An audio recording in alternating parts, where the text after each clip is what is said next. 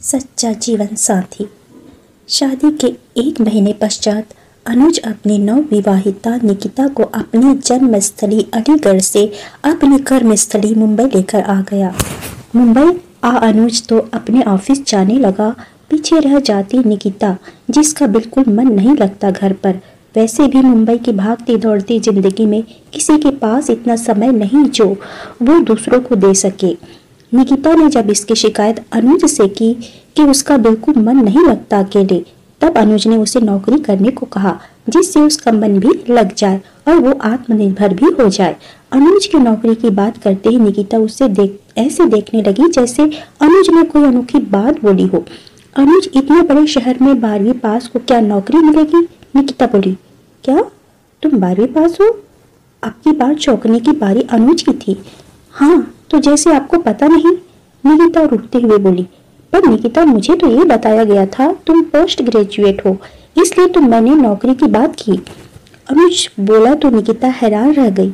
अनुज को गुस्सा तो बहुत आया, पर निकिता को देख लग रहा था वो खुद अनजान है इस बात से। इधर निकिता भी परेशान थी।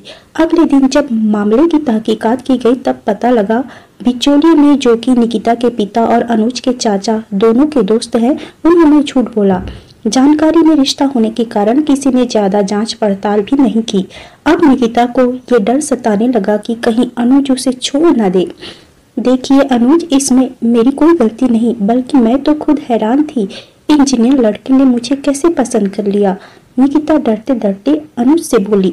देखो निकिता, जिसने भी ये किया, पर ये सच है, मुझे धोखे में रखा गया, पर चूंकि इसमें तुम्हारा कोई हाथ नहीं है तो मैं तुम्हें कसूरवार नहीं कहूँगा, पर मेरे साथ धोखा तो हुआ है। अनुज निकिता के चेहरे को देखते हुए बोला। तो आप मुझे वापस अलीगढ़ भेज दीजिए। गर्दन झुकाई निकिता बोली और रोने लगी। अरे अरे, तुम रो क्यों रही हो? देखो, इसमें तुम्हारी कोई गलती नहीं, बल्कि मैंने भी फोन पर कभी तुमसे नहीं पूछा, तो थोड़ी गलती मेरी भी है। पर अब मैं चाहता हूँ जो बात मुझे कही गई तुम उसे सच करो।